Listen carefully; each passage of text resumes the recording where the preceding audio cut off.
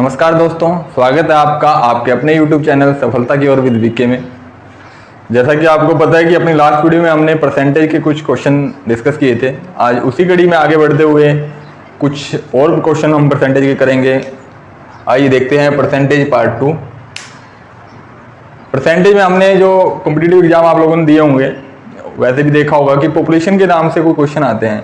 किसी टाउन की हमें पॉपुलेशन दी गई होती है, फिर एनुअल इंक्रीज या एनुअल डिक्रीज दिया होता है, या एनुअल इंक्रीज देके उसके बाद एक साल इंक्रीज दे दिया और फिर नेक्स्ट ईयर डिक्रीज दे दिया, और 2 साल के बाद हमसे पॉपुलेशन पूछी जाती है। प्रेजेंट पॉपुलेशन बता के 2 साल बाद की पूछी जाती है, या 2 साल बाद की हमें पता होती है, 3 साल बाद की हमें दी गई होती है क्वेश्चन में, और प्रेजेंट पॉपुलेशन पूछी गई है। तो इस तरीके से जो क्वेश्चन आते हैं वो हमने कैसे डिस्कस करने हैं, तो आइए देखते हैं। फर्स्ट क्वेश्चन है हमारा, if annual increase in population of a town is 4% and present population is 15,625, what will be the population after 3 years. अब ये देखिए यहाँ पे एनुअल इंक्रीज दिया गया है। एनुअल इंक्रीज का मतलब हर साल बढ़ती है। कितनी बढ़ती है?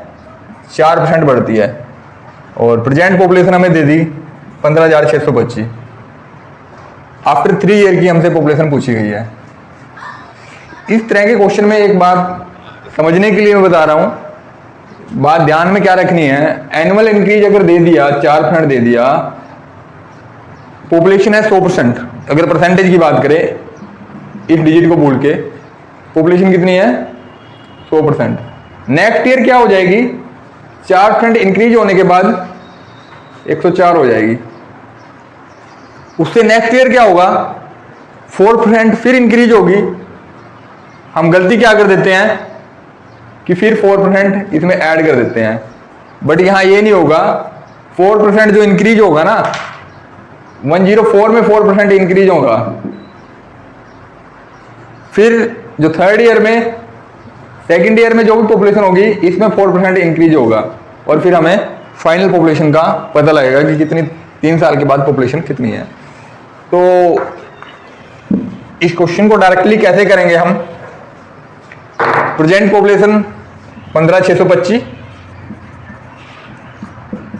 4% इंक्रीज हो रही है एक साल में, और 3 साल में, 3 साल के बाद हमसे पूछा है, तो हमने सिंपल मल्टीप्लाई करना है 3 बार। 104 divide by 100, 104 divide by 100, 104 divide by 100। ये क्वेश्चन कुछ कंपाउंड इंटरेस्ट के जैसे जो क्वेश्चन आते हैं उसी तरीके का क्वेश्चन है। कंपाउंड इंटरेस्ट हम जब पढ़ेंगे तब डिटेल में हम बताएंगे कि कैसे ये क्वेश्चन हुआ है, बट अभी ध्यान रखने के लिए सिंपल है। जितना भी हमें नंबर दे दिया, जितने परसेंट भी इंक्रीज हुई, 4 हुई, 5 हुई, 10 हुई, और जितने साल दे दिया कि 3 साल के लिए इंक्रीज हुई, 3 साल बाद की पूछी हमसे, 4 साल बाद की पूछी है, उतनी बार हमने मल्टीप्लाई करना है। 100 में परसेंटेज इंक्रीज परसेंटेज जोड़ के 100 से डिवाइड करना है, और इस जो नंबर हमें प्रेजेंट पॉपुलेशन दी गई है इससे मल्टीप्लाई करना है। ऐसे ही नेक्स्ट क्वेश्चन है, if annual increase in population of a town is 4%। यहां तक सेम है जो चीज उस क्वेश्चन में है, and present population is 17,576, 17,576 present population है। Find population 3 years ago. ये एक डिफरेंस है। 3 साल पहले की पॉपुलेशन हमसे पूछी हुई है, यहां पूछी थी 3 साल बाद की, आफ्टर 3 ईयर। अब क्या है कि प्रेजेंट पॉपुलेशन हमें दे दी गई, 3 साल बाद इंक्रीज होने के 3 साल बाद पॉपुलेशन बढ़ती है, और यहां क्या है, प्रेजेंट पॉपुलेशन हमें दे दी गई है, इंक्रीज होने से पहले पॉपुलेशन क्या थी? 3-4% हर साल इंक्रीज हुआ, उससे पहले पॉपुलेशन क्या थी? ये कैसे होता है? अब हम 3 साल पहले की पॉपुलेशन को, लेट एक्स है 3 साल पहले वाली पॉपुलेशन, 3 ईयर्स एगो, 3 साल पहले की पॉपुलेशन को हमने एक्स मान लिया। जैसे हमने पहले वाली पॉपुलेशन, ये प्रेजेंट पॉपुलेशन है, बाद की निकालनी है, जैसे ये किया था। अब 3 साल पहले की ये है, एक्स है, तो 3 साल बाद की पॉपुलेशन क्या हो जाएगी? 4% इंक्रीज हो रहा है, 104 डिवाइड बाय 100, 3 बार मल्टीप्लाई किया, ये सारा किसके इक्वल होगा? 17,576। तो इधर से x की वैल्यू हमें पता लग जाएगी। अब जब आप इस तरीके से क्वेश्चन करोगे तो आप प्रैक्टिस करने के बाद, थोड़े क्वेश्चन की प्रैक्टिस करेंगे जिस भी बुक से हम करते हैं, तो हमें डायरेक्टली आइडिया लग जाएगा। अगर पहले की पॉपुलेशन पूछी गई है, प्रेजेंट की पॉपुलेशन दी है, इंक्रीज का केस है, अगर पहले की पूछी है तो हम सीधा ये कर देंगे।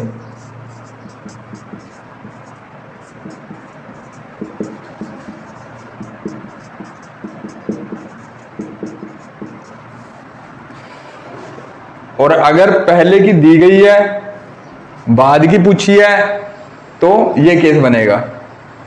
इनमें डिफरेंस क्या है? अब यहां से एक आइडिया लगाते हैं। पहले की पॉपुलेशन हमें दी गई है, प्रेजेंट पॉपुलेशन हमें दी गई है, और बाद की पॉपुलेशन हमें फाइंड आउट करनी है इंक्रीज होने के बाद। तो पॉपुलेशन, क्वेश्चन को भूल के एक सिंपल सोचना है, पहले की पॉपुलेशन दी गई है और इंक्रीज दिया गया है, तो बाद में पॉपुलेशन बढ़ेगी। तो जो ये ऊपर वाला नंबर है, पॉपुलेशन में मल्टीप्लाई करेंगे किसी चीज में, मान लो x में मल्टीप्लाई करता हूं 3/2 से करता हूं, और इधर x को मल्टीप्लाई करता हूं 2/3 से, तो ये नंबर हमेशा, ये इसकी वैल्यू हमेशा ज्यादा आएगी, क्योंकि ऊपर वाली वैल्यू ज्यादा है। इसीलिए अगर हमें बढ़ानी है तो ऊपर की वैल्यू ये वैल्यू इससे ज्यादा होगी, तो बढ़ा हुआ हमें आंसर मिलेगा। अब यहां पे क्या होता है कि बढ़ के तो हमें दे दी गई है, प्रेजेंट पॉपुलेशन बढ़ने के बाद है वो, क्योंकि 3 साल पहले की हमसे पूछा है, 3 साल पहले पॉपुलेशन कम होगी, तो कम होनी है तो ऊपर वाली जो वैल्यू है वो हमेशा नीचे वाली वैल्यू से 104 से 100 कम है, तो यहाँ पे जो वैल्यू है 17,576 से कम आएगी। तो इस तरीके से आप ये दो क्वेश्चन है, इनमें डिफरेंस देख के कौन सी कैसे मल्टीप्लाई करना है, बस ये ध्यान रखना है, और ये क्वेश्चन आप बड़े आराम से कर सकते हैं। नेक्स्ट क्वेश्चन हम देखेंगे यहाँ पे, if population of a town is 8,000, population of a town, ये प्रेजेंट पॉपुलेशन की बात कर रहा है,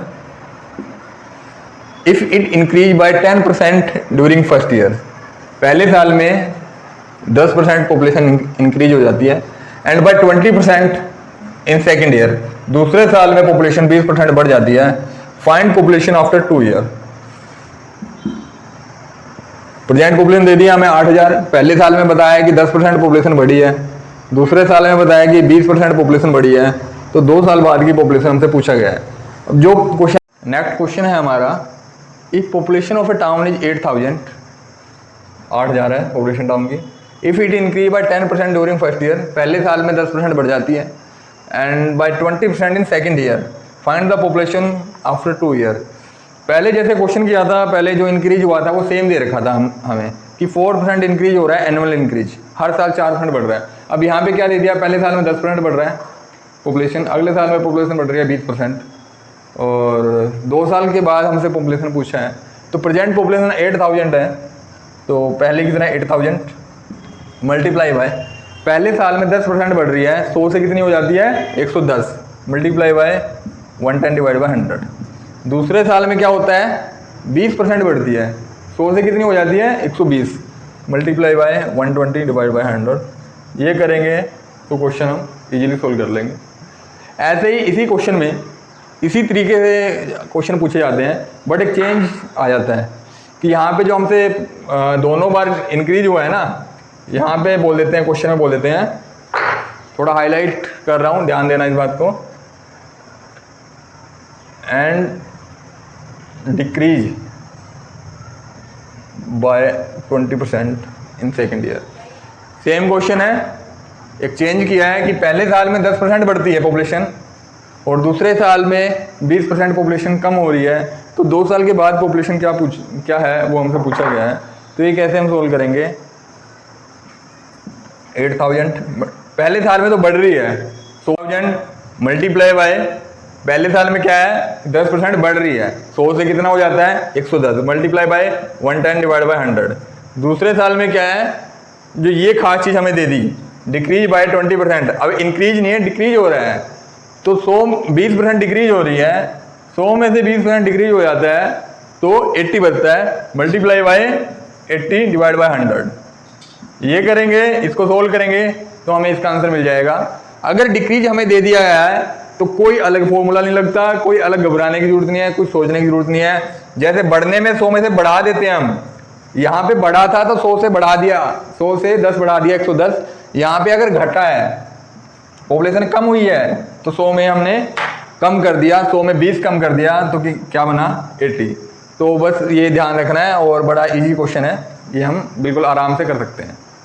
नेक्स्ट क्वेश्चन एक टॉपिक इसमें रहता है जिससे क्वेश्चन पूछे जाते हैं, रिडक्शन इंक्रीज या इंक्रीज इन कंजप्शन। क्या होता है कि किसी भी कमोडिटी का प्राइस बता दिया जाता है कि कोई भी कमोडिटी है कि उसका प्राइस 20% इंक्रीज हो गया या 10% डिक्रीज हो गया। अगर प्राइस इंक्रीज होता है तो किसी फैमिली को अपनी कंजप्शन, उस चीज़ की कंजप्शन कितनी कम करनी पड़ेगी कि उसका खर्चा उतना ही रहे, खर्चा ना बढ़े। प्राइस अगर बढ़ रहा है तो कंजप्शन कम करनी पड़ेगी खर्चा सेम रखने के लिए। ऐसे ही अगर प्राइस घट रहा है तो कंजप्शन बढ़ेगी अगर खर्चा उसने सेम रखना है। तो इसी क्या क्वेश्चन आता है आपकी स्क्रीन पे दिख रहा है, if price of a commodity be raise by 20%, price कितना बढ़ेगा 20% प्राइस बढ़ता है, how much percent must a household reduce his consumption so that not to increase his expenditure. यही बात कही गई है कि उसका खर्चा बढ़ना नहीं चाहिए, उसको कंजप्शन कितनी कम करनी पड़ेगी, कितने परसेंट कम कंजप्शन कम करनी पड़ेगी रिड्यूस। तो क्या इसका एक शॉर्टकट मैं बता दूंगा आपको, बड़ा इजी है, बट एक समझाने के लिए कि होता कैसे है देखेंगे हम। हमें मानते हैं कि कोई भी कमोडिटी है, शुगर की बात कर लेते हैं, चीनी, जिसके बिना घर में किसी का काम नहीं चलता। हमें मानते हैं कि 100 रुपये किलो है और जो फैमिली के पास भी 100 रुपये ही हैं शुगर के लिए, किसी के पास 100 रुपये ही हैं। 100 रुपये में उसने अपना चीनी का बजट 100 रुपये है, 100 रुपये में चीनी का खर्चा चलाना है और चीनी 100 रुपये किलो है। तो मतलब कितनी उसकी कंजप्शन कितनी है चीनी की, यहाँ से हम फाइंड आउट करोगे तो 100 रुपये पर केजी है। यहाँ से हम अगर फाइंड आउट करेंगे तो उसकी चीनी की कंजप्शन आ जाएगी 1 किलो की पर मंथ की, कि अगर 100 रुपये है और चीनी का रेट भी 100 रुपये है तो 1 किलो वो चीनी यूज करते हैं। ऐसे ही अगर अब इसने क्या बोल दिया हमें कि कमोडिटी का प्राइस 20% बढ़ गया है। अब वो जो चीनी जो 100 रुपये में आती थी 20% बढ़ने के बाद क्या रेट हो गया उसका 120 पर केजी। 120 रुपये में 1 किलो हमें चीनी मिलती है, बट हमारे पास पैसे तो 100 ही हैं, वो तो बढ़े नहीं। इस क्वेश्चन को सॉल्व करने के लिए अब हम सीधा सा ये देख लेंगे, रेट 120 हो गया है पर रुपए हमारे पास 100 ही है, तो 100 रुपये में जितनी चीनी अब आती है उतनी ही खानी पड़ेगी। अब हम ये फाइंड आउट कर देते हैं, 120 रुपये मिलती है 1 किलो, तो 100 में कितनी मिलेगी, और 1 में कितनी मिलेगी और 100 में कितनी मिलेगी, ये सोल्व करेंगे तो आएगा 10/12 5/6 5/6। तो जो अब है वो अब 5/6 इतने किलो चीनी उसको मिलेगी, और पहले कितनी मिलती थी 1 किलो। तो कितना उसको रिड्यूस करना पड़ेगा 1 - 5/6। ये सोल्व करेंगे ये आएगा 1/6। अगर परसेंटेज की बात करें मल्टीप्लाई बाय 100 डिवाइड बाय 6%। इसको सोल्व करोगे आप, ये आएगा 16 डिवाइड बाय 16 2/3।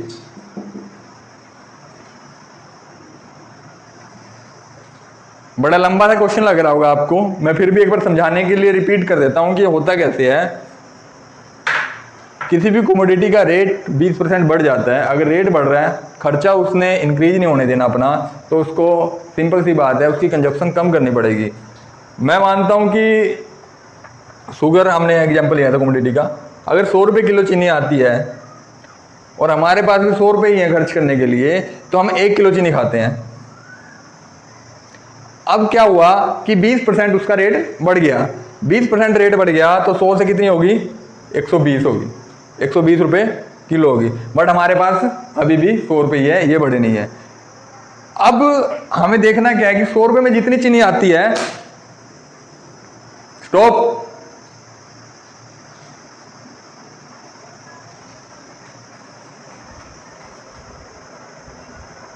₹100 में जितनी चीनी आती है उतनी ही चीनी हमें खाने को मिलेगी। तो हमें यही फाइंड आउट किया है कि 100 रुपये में अब चीनी कितनी आती है। 120 में आती थी 1 किलो, 100 में 5/6 किलो चीनी आती है। तो रिडक्शन कितनी होगी, कंजप्शन में कितना रिड्यूस करना पड़ेगा। 1 किलो पहले हम खाते थे, अब 5/6 किलो खाते हैं, तो 1/6 किलो कम खाने लगे हैं पहले से। अगर परसेंटेज निकालेंगे तो 100 से मल्टीप्लाई हमने किया, तो परसेंटेज में हमें आंसर मिल गया। अब इसको शॉर्टकट हम देखेंगे, शॉर्टकट हम कैसे कर सकते हैं। ये आपको बस समझाने के लिए था। शॉर्टकट के लिए भी ना कंसेप्ट हमें पता होना चाहिए कि कंसेप्ट क्या है क्वेश्चन का। इसके शॉर्ट ट्रिक मैं आपको बता देता हूं, पेपर में हमें बस वही करनी है। क्या है कि price of a commodity be raise by 20%, 20% price increase हो रहा है, तो 20 यहां लिख लेंगे हम, और उसको डिवाइड करना है 100 में 20 जोड़ के, जितना बड़ा है, मल्टीप्लाई करनी है 100 से। बिल्कुल सिंपल सा है। क्या करना है, जोड़ के भी, चलो एक बार मैंने बता दिया आपको समझाने के लिए। जब आप क्वेश्चन करोगे, प्रैक्टिस करोगे, 20% अगर दे दिया increase, 20 divide by 120 multiply by 100, इतना करना है, अपने को अपना आंसर मिल जाएगा। बड़ा इजी सी ट्रिक है। ऐसे ही इसी क्वेश्चन में अगर हमें बोल दिया प्राइस टू बी डिक्रीज, यहाँ रेज किया था, बढ़ गया था, यहाँ डिक्रीज कर दिया, डिक्रीज बाय 10%। अगर प्राइस डिक्रीज होता है तो कंजप्शन बढ़ेगी।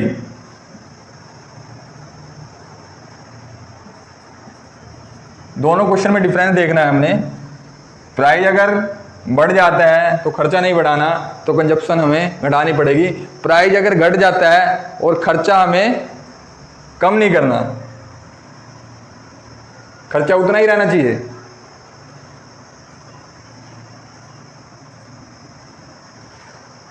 तो उसको कंजप्शन बढ़ानी पड़ेगी।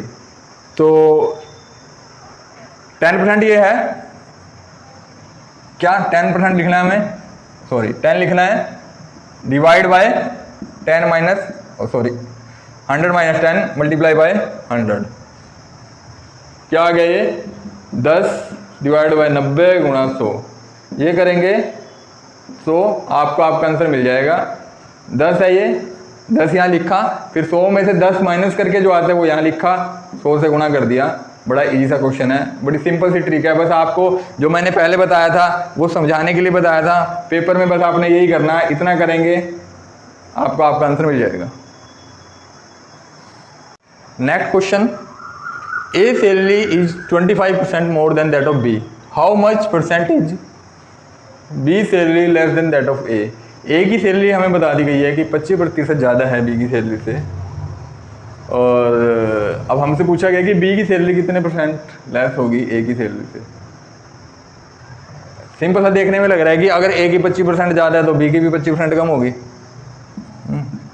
मैं वैसे कहूँ तो ए की सैलरी अगर 200 रुपये ज़्यादा है बी की सैलरी से, तो बी की सैलरी कितनी कम होगी ए की सैलरी से, हम बता देंगे कि 200 ही होगी, और ये 200 ही होगी, बिल्कुल सही है। बट अगर परसेंटेज में ऐसी बात है तो परसेंटेज में सिंपल कैलकुलेशन नहीं होती, तो परसेंटेज में कैसे होता है ये हमने देखना है। और बहुत से स्टूडेंट इसी सिंपल क्वेश्चन को गलत कर देते हैं। ए की सैलरी बताया कि 25% ज़्यादा है बी की सैलरी से, बी की सैलरी से ज़्यादा है तो हमें बी की सैलरी एज्यूम करनी पड़ेगी। परसेंटेज की बात कर रहे हैं तो बी की सैलरी को हम 100 मान लेते हैं।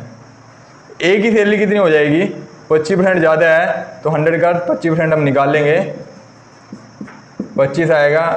25 ज़्यादा है तो ए की सैलरी क्या आ जाएगी हमारे पास, यहाँ पे 125 आ जाएगी। बी की 100 थी, ए की 125 थी। अब क्वेश्चन में क्या पूछा गया है, how much percentage B salary less than A, B की सैलरी ए की सैलरी से कितनी कम है। तो ए की 125 है, बी की 100 है, तो 25 लेस है। ये बात आ गई नंबर्स की कि 25 कम है। बट परसेंटेज की बात है कि हाउ मच परसेंट पूछ रहा है, बी की सैलरी ए की सैलरी से, तो 25 कम है 25, कितने से कम है, ए से कम है, तो डिवाइड में 125 आएगा, मल्टीप्लाई बाय 100, ये सोल्व करेंगे तो 20% आएगा। बात यही समझने की है कि नीचे क्या आएगा। कंफ्यूज हम होते हैं कि 100 आएगा या 125 आएगा। जिसके रेफरेंस से पूछा गया है वो चीज नीचे आएगी। अगर ये पूछा है कि ए की सैलरी बी की सैलरी ए की सैलरी से कितना कम है ना, तो ए की सैलरी से पूछा है तो ए की सैलरी नीचे आएगी। ऐसे अगर अब हमारे पास वैल्यू आ गई, ए की भी आ गई है और बी की भी आ गई है, अगर मैं क्वेश्चन कहूँ कि ए की सैलरी बी की सैलरी है कितने परसेंट ज़्यादा है, वो हमें निकालना है, तो जो डिफरेंस है 25 है, 25 आ गया। अब इसके डिवाइड में क्या आएगा, बी से ए की सैलरी बी से कितनी ज़्यादा है, बी से, बी का रेफरेंस हम यहाँ ले रहे हैं, तो डिवाइड बाय 100 आएगा, मल्टीप्लाई बाय 125। जो रेफरेंस देके हमसे क्वेश्चन किया गया है वो उसी से हमने डिवाइड करना है। एक सिंपल सा एक एग्जांपल मैं बता देता हूं आपको इसका।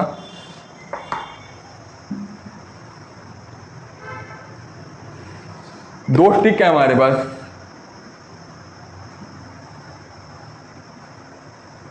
ये 8 सेंटीमीटर की है, ये 10 सेंटीमीटर की है।